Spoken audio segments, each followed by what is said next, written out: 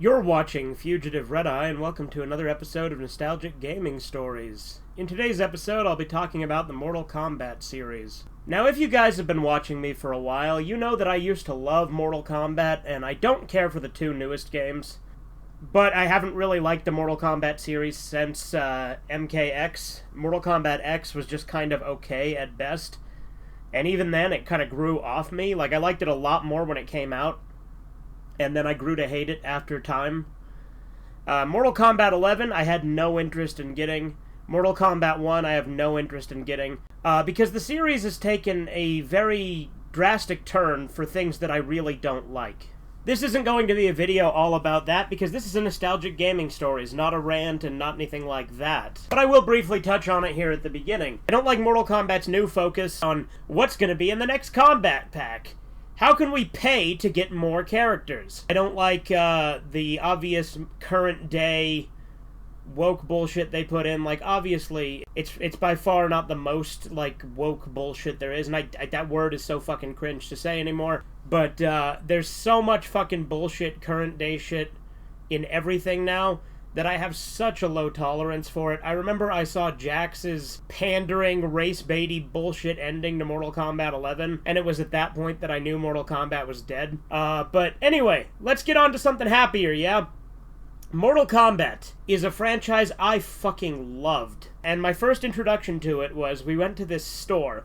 Now, it was like a surplus kind of store that resells stuff or sells stuff that other stores didn't have. Basically, it was the clearance section of stores. They would get stuff that other stores were unable to sell and then sell it at heavily discounted prices. This was back in, I think, like 5th or 6th grade, and we went there and we found a copy of Mortal Kombat 4, which my dad bought for me.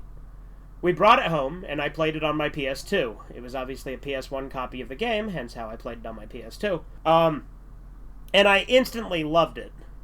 Now, a couple of times before this, I had actually played Mortal Kombat at my cousin Nose's house. He had MK4 as well, and I played at his house a couple of times. But this was my first time having it for myself. So, of course, I played through it. I beat the game with multiple characters.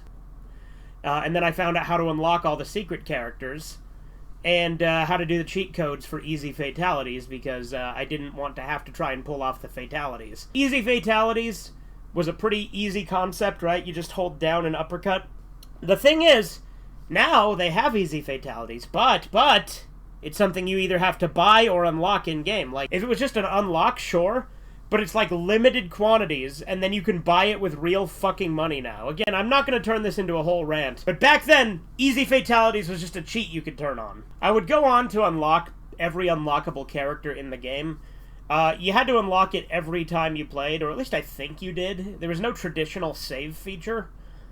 So you had to do it every time. Like, you could save your settings, but I don't know if there was really a save, per se. If there was, I never really focused on it too much, but anyway, you'd have to beat the arcade tower with Shinnok to unlock Goro. You'd have to beat the arcade tower with Reiko to unlock Noob. You'd have to beat group mode to unlock Meat. And those were the unlockable characters. There was other characters that were planned for Mortal Kombat 4 that weren't in it. Such as Belloc, which was a Eurocom character. Obviously, he never got put into the game. Later on, they would release Mortal Kombat Gold, which I think is by far the definitive version of 4, but that one was on the Dreamcast, and I didn't play it till much, much later. But it was from there that my love of Mortal Kombat started. I would later go on to get Mortal Kombat Deadly Alliance, would beat that, and then would go on to get Mortal Kombat Deception and Armageddon, and then later Shaolin Monks. I love those games. I still think Mortal Kombat Deception is by far the best Mortal Kombat game. The Conquest mode is fucking great. It's free roaming, it's got side quests. Yes, I know to progress the story, you just gotta do combos, but despite that, it's still great. Like, a lot of people don't like that because they think that's all it is, or they don't like Shujinko for some reason. I think Shujinko's great. I thought it was interesting to have a new character to specifically be the protagonist of the story. And he trained with Boraicho, who also trained Liu Kang, which is something I mistakenly was unsure of when I did my response to that Screw Attack video forever ago. I also thought Boraicho was a great character, too. I love him, like the drunken fist master who's always fucking plastered. Armageddon was also great because it had all the characters in it. And the Wii version had all the characters, because it had the female version of Chameleon. But at the very least, all the characters were in it, for the most part. I mean, Tremor wasn't technically in it, but he had only been in Special Forces before then. And Scarlet wasn't technically in it, but she didn't actually officially exist yet. At the time, she was just one of those rumored characters like Ermac started out as. That was another fun thing, is back then there was all sorts of rumored characters that you could supposedly unlock, and there was a bunch of secret characters and stuff that were, in the early games, just palette swaps. I would also, of course, go on to play the earlier Mortal Kombats, like 1, 2, and 3, but my favorite, like I said, did end up being Deception. Mortal Kombat 4 had a charm that a lot of Mortal Kombat doesn't have now as well, with those endings. There was so much fucking cheese in the acting, I love it. Like, Jax's ending in Mortal Kombat 4 is still one of my all-time favorite Mortal Kombat moments. I would then get Mortal Kombat vs. DC Universe later on. Thought that one was actually pretty fun, despite the T for teen rating. I remember that was the first game that I had that I got laser burn on my 360, because we used to stand the 360 up and it fell over at one point, which gave the disc a complete scratch around it, a laser burn. I don't know if you guys have seen laser burn, but it's a perfectly round scratch that's really deep and goes around the entire center of the disc. So that fucked up my copy of Mortal Kombat vs. DC Universe, which we later did get resurfaced, and then it worked. There's an achievement you get for unlocking Shao Kahn and Darkseid called Dark Kahn. I got that achievement on my original profile, but I never got it on my live profile, because at the time I didn't have Xbox Live. I wouldn't get Xbox Live until 2009. But the achievement was bugged when I played it on my live account, so I never got it. So maybe one day I'll play Mortal Kombat vs. DC Universe again and see if I can just get the fucking achievement already.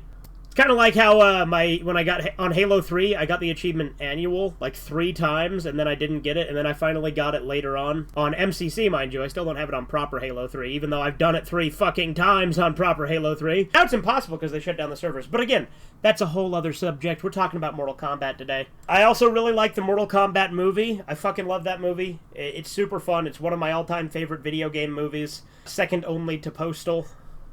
I also like Mortal Kombat Annihilation. Like, that movie is awful, but I fucking love it. Like, Annihilation is so bad it's good for me. It's a piece of shit, but I love it. Also, there's the series Mortal Kombat Legacy. That one's really good. And then there was also that prototype movie trailer that they had for it initially that's also really good. I never really was a big fighting game guy, but the Mortal Kombat series is one that I have played quite a bit. And I think Mortal Kombat 9, also just called Mortal Kombat 2011, is the last truly great Mortal Kombat game. And I think it's interesting that they called that one 9, because that means they would have had to have counted DC Universe as 8, because Armageddon was 7. But yeah, the Mortal Kombat series, I loved it. It's a damn shame that it's not any good anymore.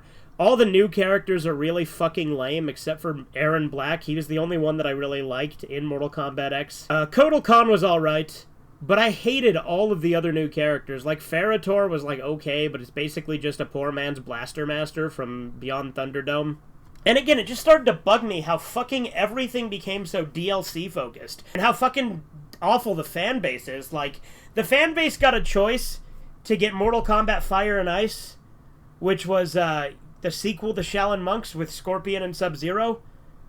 But instead they wanted the next fucking Kombat pack. What the fuck is wrong with this fan base? But no, I have no interest in playing Mortal Kombat 1. I have no interest in playing Mortal Kombat 11. I have played a little bit of 11 at a friend's house, and the gameplay is fine. It's basically the same as Mortal Kombat X, which was already basically not that different from Mortal Kombat 9, which in turn was also pretty similar to Mortal Kombat vs. DC Universe. But the fact is, that's just how a series works, right? The gameplay is going to be similar, but 11 and X feel very similar. Like I said, 9 was the last truly great one.